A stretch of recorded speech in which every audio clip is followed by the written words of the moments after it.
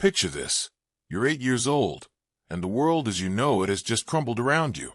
The familiar sounds of civilization have faded into an eerie silence, replaced only by the whispers of wind through ancient pines and the distant call of creatures you've only seen in picture books. This is where our story begins, not with adventure or excitement, but with raw, primal fear and the kind of abandonment that cuts deeper than any physical wound. In the vast wilderness of the Cherokee National Forest in Tennessee, where towering oaks and maples create a canopy so thick that sunlight struggles to reach the forest floor, a small boy's world is about to change forever. But sometimes, when hope seems lost and darkness closes in, the most unexpected saviors appear, carrying with them not just rescue, but wisdom that spans generations. What happens when two souls from different worlds collide in nature's most unforgiving classroom? Let's find out. But before we begin, leave a like, subscribe to the channel, and tell us where you're listening from. The morning sun filtered through the dense canopy of the Cherokee National Forest, casting dancing shadows on the forest floor, where 8-year-old Tommy Morrison sat huddled against the massive trunk of an ancient oak tree. His small frame shook, not from the October chill that crept through his torn jacket, but from the crushing realization that he was utterly, completely alone. It had been 3 days since his stepfather, Rick, had driven him deep into these woods under the pretense of a camping trip. 3 days since Rick had told him to gather firewood and never returned. 3 days since Tommy had called out until his voice cracked, searching through the endless maze of trees for any sign of the rusty pickup truck that had brought him here. "Mom's gonna wonder where I am," Tommy whispered to himself, his voice barely audible above the rustling leaves. But even as he spoke the words, doubt gnawed at him. His mother, Sarah, had been different since marrying Rick 6 months ago. Distant, distracted, always tired from working double shifts at the diner. Would she even notice he was gone? The boy's stomach cramped with hunger. He'd eaten the last of the stale granola bar from his backpack yesterday morning, and the small creek he'd found provided only water that tasted of earth and leaves. Every shadow seemed to hide danger. Every snap of a twig made him jump. He'd heard coyotes howling in the distance the night before, their voices weaving together in a haunting chorus that made his blood run cold. As the day wore on, Tommy's hope began to fade like the light filtering through the trees. He thought about the stories his real father used to tell him before the accident. Stories about brave explorers and Native American warriors who could navigate any wilderness. His father, James, had been a park ranger before the drunk driver took him away 2 years ago. He would have known what to do. He would have taught Tommy how to survive. "I'm sorry, Dad," Tommy sobbed, pressing his face against the rough bark of the oak. "I don't know how to be brave like you wanted me to be." The forest seemed to swallow his words, leaving only the sound of his tears and the gentle whisper of wind through the leaves.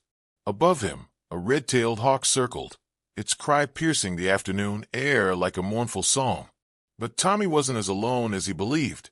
2 miles to the east, following a deer trail that most people would never notice, walked a man whose weathered hands could read the forest like a book written in the language of his ancestors. Joseph Crow Feather moved through the forest with the fluid grace of someone who had spent 73 years learning its secrets. His long, silver-streaked hair was pulled back in a simple ponytail, and his deep brown eyes missed nothing. Not the bent grass that spoke of a deer's passage, not the scratched bark that marked a bear's territory, not the subtle disturbance in the natural pattern of fallen leaves that suggested something didn't belong. Joseph had been tracking since before dawn, following signs that would be invisible to most people. A broken twig here, a scuff mark there, the faint but unmistakable scent of fear and desperation carried on the wind. For 3 days now, he'd been aware of the presence in his forest, someone small, inexperienced, and in trouble. The Cherokee elder paused beside a stream, kneeling to examine the muddy bank. Small footprints, size probably 3 or 4, pressed deep into the soft earth. The child had knelt here, drinking from cupped hands. Joseph touched the edge of one print with a calloused finger, feeling the story it told. The boy, and Joseph was certain it was a boy, had lingered here, perhaps crying. The salt from tears had drawn insects, and their tiny tracks crisscrossed the larger footprints like a map of sorrow. Lost little one. Joseph murmured in Cherokee, then switched to English. Your fear speaks louder than your voice. Joseph had lived in these mountains all his life, as had his father and grandfather before him. He knew every ridge, every hollow, every secret path that wound between the trees. More importantly, he understood the forest's rhythms, when it welcomed and when it warned, when it nurtured and when it tested. Right now, it was testing this child, and Joseph felt the weight of responsibility settle on his shoulders like an old, familiar coat. He'd seen it before, unfortunately. City people who thought the wilderness was just a playground, who brought their children out here without understanding that these ancient woods demanded respect. Most were just unprepared. Some, like whoever had abandoned this child, were something worse. Following the stream bed, Joseph moved with purpose now. The tracks were fresher here, maybe 6 hours old. The boy was staying near water, which was smart, but he was also moving in circles, which was dangerous. Panic and exhaustion could make even adults do foolish things, and this child was running out of time. As the afternoon shadows grew longer, Joseph heard it, a sound that made his heart clench with both sorrow and urgency. Somewhere ahead, carried on the wind like a prayer, came the sound of a child crying, not the angry tears of frustration, but the deep, soul-wrenching sobs of someone who had reached the end of hope. Joseph quickened his pace, his moccasined feet silent on the forest floor. The crying grew louder, more distinct, and finally, through a gap in the trees, he saw him. The boy was small, even for his age, with sandy brown hair that stuck up in all directions and clothes that had once been clean but were now torn and stained with mud and tears. He sat pressed against the base of an enormous oak tree, his knees drawn up to his chest, looking so utterly lost and afraid that Joseph felt something crack open in his chest. For a moment, the old tracker simply watched, taking in the scene and making his assessment. The child was dehydrated and exhausted, probably hadn't eaten in days, but he was alert and didn't appear injured. More importantly, there was something in the boy's posture, a stubborn set to his shoulders even in defeat, that spoke of inner strength not yet broken. Joseph stepped into the clearing, moving slowly and deliberately. At the sound of footsteps, the boy's head snapped up, his eyes wide with a mixture of hope and terror. "Easy, little one," Joseph said softly, stopping about 10 feet away and raising his hands to show he meant no harm. "I'm not going to hurt you." Tommy stared at the stranger, an elderly Native American man with kind eyes and clothes that looked like they belonged in the forest. For a moment, neither spoke. Then Tommy's voice, hoarse from crying and calling for help, whispered the words that would change both their lives. "Please, please don't leave me here." Joseph's heart broke at the raw desperation in the child's voice. He approached slowly, the way he might approach a wounded animal, with patience, respect, and an understanding that trust would have to be earned. "What's your name, son?" Joseph asked, settling himself on a fallen log about 5 feet from where Tommy sat. "Tommy," the boy stammered, wiping his nose on his torn sleeve. "Tommy Morrison." "I'm Joseph Crow Feather," the old man replied, "and I've been looking for you for 3 days now." Tommy's eyes widened. You were looking for me? How did you know I was here?" Joseph smiled gently. "The forest told me. These mountains have been my home for 73 years, Tommy. When something doesn't belong, when someone is in trouble, I can feel it." He gestured to the trees around them. "Your grandfather Oak here has been sheltering you, but you can't stay much longer. You need food, warmth, and medical attention." "My grandfather Oak?" Tommy looked up at the massive tree trunk behind him. "That's what my people call the old ones, the trees that have stood for hundreds of years, watching over the forest and all who shelter beneath them. This one's probably been here since before my great-grandfather was born." Joseph reached into a leather pouch at his waist and pulled out a piece of jerky and a small water bottle. "Here, eat slowly, drink small sips." As Tommy gratefully accepted the food, Joseph studied him more carefully. The boy's clothes were expensive but impractical for the wilderness, designer sneakers that were now soaked and muddy, a thin jacket that provided little warmth. This wasn't a camping trip gone wrong. This was abandonment, pure and simple. "Tommy," Joseph said carefully, Can you tell me how you came to be here? Where are your parents? The question opened a floodgate. Between bites of jerky and sips of water, Tommy told his story about his father's death, his mother's remarriage, and Rick's promise of a camping trip that turned into a nightmare. Joseph listened without interruption, his weathered face growing darker with each detail. He said he'd be right back. Tommy finished, his voice breaking. He said to wait by the truck, but when I went to look for it, I couldn't find it anywhere. I've been walking in circles for days. Joseph was quiet for a long moment, processing the story and feeling an old anger rise in his chest. He'd seen too much in his 7 decades. Children hurt by the people who were supposed to protect them. Innocence shattered by adult cruelty. But he'd also learned that anger, while sometimes necessary, was less useful than action. Tommy, he said finally, I'm going to get you out of here. But first, you need to understand something important. What happened to you isn't your fault. You survived 3 days in wilderness that defeats grown men. Your father, your real father, would be proud of your strength. How do you know about my dad? Tommy asked, surprised. Because, Joseph said, standing and extending his hand to help Tommy up. You carry his spirit. I can see it in the way you chose this tree for shelter. It's exactly what a ranger would do. I can see it in the way you stayed near water. Most importantly, I can see it in the way you haven't given up, even when everything seemed hopeless. As they began walking, Joseph began to teach. He showed Tommy how to read the signs that indicated direction, the way moss grew on the north side of trees, how animal paths always led to water, the way certain plants could provide nutrition in an emergency. Why are you teaching me this? Tommy asked as they paused beside a small creek to refill the water bottle. Because knowledge is never wasted, Joseph replied. My grandfather taught me that every person we meet, every challenge we face, leaves us with something valuable if we're willing to learn. You came into these woods as one person. You'll leave as another. The sun was setting by the time they reached Joseph's cabin, a modest log structure that seemed to grow organically from a forest floor. Solar panels on the roof provided electricity, and a small garden behind the house showed the careful hand of someone who understood how to work with nature rather than against it. Is this where you live? Tommy asked, awed by the cozy warmth of the interior. This is home, Joseph confirmed, stoking the fire in the stone fireplace. My wife, Mary, passed 5 years ago, but her spirit is still strong here. She would have loved meeting you.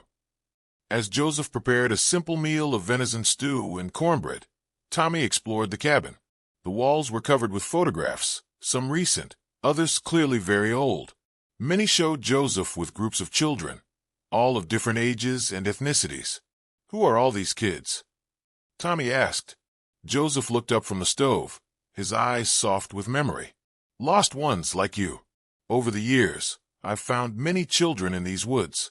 Some were abandoned, some were runaways, some were just victims of bad circumstances. I helped them find their way back to where they belonged, or sometimes, help them find a new place to belong. Tommy studied one photograph more closely. It showed a teenage girl with Joseph, both smiling widely. At the bottom, someone had written, To Joseph, thank you for saving my life and teaching me to save others. Dr. Sarah Brightwater. She became a doctor? Tommy asked. Emergency medicine, Joseph said proudly. Found her when she was 15, running from an abusive situation. Now she saves lives every day. The forest taught her that healing comes from understanding that everything is connected, that sometimes helping others is how we heal ourselves. After dinner, as Tommy sat wrapped in a warm blanket by the fire, Joseph made a phone call to the local authorities. Tommy listened anxiously as the old man explained the situation, his voice calm but firm when he described what had happened. They'll want to talk to you tomorrow, Joseph told Tommy after hanging up. But tonight you're safe. Tonight, you rest and remember that you're stronger than you knew. As Tommy drifted off to sleep on the comfortable couch, he felt something he hadn't experienced in months, the sense of being truly protected, truly cared for. Outside, the forest that had seemed so threatening now felt like a guardian. Its sounds no longer frightening but comforting. Dawn broke clear and cold over the Cherokee National Forest, painting the autumn leaves in brilliant shades of gold and crimson. Tommy woke to the smell of pancakes and coffee, and for a moment, he thought he was still dreaming. The terror of the past 3 days felt distant, almost unreal, replaced by a sense of safety he hadn't felt since his father died. Joseph was already up, moving quietly around the kitchen with the practiced efficiency of someone long accustomed to solitude. When he saw Tommy stirring, he smiled. "Good morning, young tracker. Sleep well." "Better than I have in a long time," Tommy admitted, stretching and looking around the cozy cabin in the morning light. "Joseph, what's going to happen to me now?" The old man poured orange juice into a glass and handed it to Tommy. "That depends on many things. The authorities will want to hear your story, and they'll need to find your mother. They'll also need to decide what's best for your future." Tommy's stomach nodded. What if she doesn't want me back? What if she chose Rick over me? Joseph sat down across from him, his weathered hands wrapped around a steaming cup of coffee. "Tommy, sometimes adults make choices that have nothing to do with love and everything to do with fear. Your mother may have been so afraid of being alone, so overwhelmed by grief and responsibility, that she couldn't see clearly. That doesn't excuse what happened, but it might explain it." "But what if? What if is a dangerous game," Joseph interrupted gently. "My grandfather used to say that worry is like a rocking chair. It gives you something to do, but doesn't get you anywhere. Right now, we deal with what is, not what might be." After breakfast, they heard the sound of vehicles approaching. Through the window, Tommy could see a sheriff's deputy car and a social services van making their way up the winding dirt road to the cabin. "I'm scared," Tommy whispered. "Fear is natural," Joseph replied, placing a comforting hand on the boy's shoulder. "But remember what you learned in the forest. You're stronger than you know, and you're not alone anymore." The next few hours were a blur of interviews, medical examinations, and paperwork.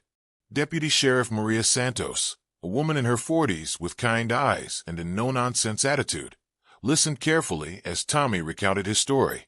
Her expression grew increasingly grim as she took notes. "We've issued a warrant for Rick Caldwell," she told Joseph quietly while the social worker, Mrs. Patterson, spoke with Tommy. "Abandoning a child is a felony, and given the circumstances, he'll likely face attempted murder charges." "And the mother?" Joseph asked. "That's complicated. She filed a missing person report 2 days ago, claiming she thought Tommy was with his stepfather on a camping trip. She seems genuinely distraught, but there are questions about what she knew and when she knew it." Mrs. Patterson, a tired-looking woman with graying hair, approached them. "We need to place Tommy in temporary foster care while we sort this out. I have a family about an hour from here who—" "No," Tommy said firmly, surprising everyone. He looked directly at Joseph. "I want to stay with Joseph." "Sweetheart," Mrs. Patterson said gently, "Mr. Crowfeather isn't a licensed foster parent. There are procedures, background checks, home studies." "I don't care about procedures," Tommy interrupted, his voice growing stronger. "He saved my life. He's the only person who's made me feel safe since my dad died. If you take me away from him, I'll just run away again." Deputy Santos and Mrs. Patterson exchanged glances. Joseph knelt down to Tommy's eye level. "Tommy, I would be honored to have you stay with me, but Mrs. Patterson is right about the procedures. They exist to protect children like you." "Then let's do the procedures," Tommy said stubbornly, "however long it takes." What followed was 3 months of the most thorough investigation any of them had ever seen. Joseph submitted to background checks, home studies, psychological evaluations, and parenting classes. Tommy was placed in temporary care with the Santos family. Deputy Santos and her husband had volunteered, understanding the boy's connection to Joseph and wanting to keep him nearby. During this time, the full scope of Rick's abandonment plot became clear. He had planned the entire thing, hoping Tommy would simply disappear so he could have Sarah and her life insurance money from her first husband to himself. Rick was arrested in Nevada, trying to cross into Mexico, and eventually pleaded guilty to attempted murder. Sarah's situation was more complex. Overwhelmed by grief and financial pressure, She had gradually become dependent on painkillers prescribed after a work injury. Rick had encouraged her addiction, isolating her from friends and family, while presenting himself as her savior. When the truth came out, Sarah entered rehabilitation and began the long process of healing. "I failed him," Sarah cried during one of her supervised visits with Tommy at the Santos home. "I was so lost in my own pain that I couldn't protect my son." "Mom," Tommy said, taking her hands in his small ones, "Joseph taught me that healing isn't about pretending bad things didn't happen. It's about learning from them and choosing to do better." The transformation in both mother and son was remarkable. Sarah's recovery was difficult but determined, fueled by her desire to rebuild her relationship with Tommy. Tommy, meanwhile, thrived under the combined care of the Santos family and his regular visits with Joseph, who had become his unofficial grandfather and teacher. On a crisp December morning, Joseph received the call he'd been hoping for. His foster care license had been approved. Tommy could come home. The celebration at the cabin was small but joyful. Deputy Santos, her family, Mrs. Patterson, and even Sarah, now 6 months sober and glowing with health, gathered to mark the occasion. "I have something for you," Joseph told Tommy as the sun set over the mountains. He handed the boy a small leather journal, its pages blank and waiting. "What's this for?" "Your stories," Joseph replied. "Every day brings new experiences, new lessons, new growth. Write them down. Someday, you might meet another lost child who needs to hear about a boy who survived the wilderness and found his way home." Tommy opened the journal and found something written on the first page in Joseph's careful handwriting. "The forest teaches us that the strongest trees are those that weather the worst storms. You are stronger than you know, braver than you feel, and more loved than you can imagine. Your father would be proud. Will you teach me more about tracking?" Tommy asked, his eyes bright with possibility.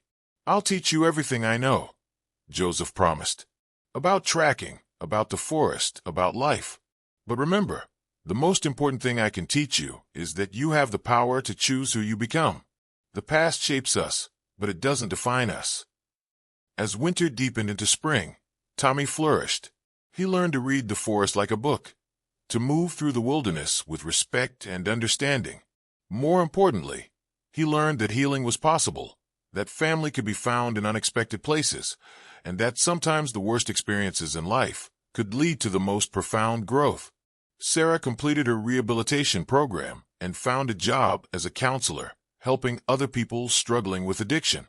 She and Tommy rebuilt their relationship slowly, with Joseph's wisdom guiding them both. They would never return to the way things were before. They were becoming something new, something stronger. 1 year after that terrible October, when Tommy was abandoned in the wilderness, he stood with Joseph on a ridge overlooking the forest that had nearly claimed his life, but ultimately saved his soul. "Do you ever regret it?" Tommy asked. "Taking me in, changing your whole life?" Joseph smiled, his weathered face creasing with joy. "Tommy, my boy, you didn't change my life. You completed it. I spent 73 years learning the wisdom of these mountains. But it took an 8-year-old boy to teach me that the most important thing we can do with wisdom is share it." In the distance, a red-tailed hawk circled, its cry echoing across the valley like a song of triumph. Tommy watched it soar, no longer hearing fear in its voice but freedom, strength, and the endless possibility of new beginnings. The forest had tested him and found him worthy. Now, it was his turn to help others find their way home. 5 years later, Tommy Morrison, now 13 and tall for his age, moved through the Cherokee National Forest with the quiet confidence of someone who belonged there. Behind him, a new group of children followed, kids from the city participating in Joseph's Wilderness Survival Program, which had become famous throughout Tennessee for its success in helping troubled youth. "Remember," Tommy told the group as they paused beside the same creek where Joseph had first found his tracks years ago, "the forest will teach you if you're willing to listen. But the most important lesson isn't about surviving in the wilderness. It's about discovering that you're stronger than you know." Joseph, now 78 but still spry, watched with pride as his adopted grandson shared the wisdom that had been passed down through generations. The old tracker had found his successor, and the ancient knowledge would continue to help lost souls find their way home. In the distance, Sarah Morrison worked at her counseling center, helping other parents overcome addiction and rebuild relationships with their children. She wore a small pendant around her neck, a silver hawk feather that Joseph had given her, a symbol of the strength she'd found in her darkest hour. And somewhere in the Nevada State Penitentiary, Rick Caldwell served a sentence, unaware that his act of cruelty had ultimately led to more healing and hope than he could have ever imagined. The forest remembers everything, forgives much, and teaches those wise enough to listen that sometimes our greatest trials become our greatest gifts. In the Cherokee National Forest, where ancient oaks stand as silent witnesses to the passing of time, the cycle continues, lost souls finding their way home, wisdom passing from one generation to the next, and the eternal truth that love and compassion can triumph over even the darkest intentions. The mountains keep their secrets, but they share their strength with all who seek it. If you like this story, leave your opinion in the comments and, of course, leave a like and subscribe. Turn on the notification bell so you don't miss any videos. Big hug and see you soon.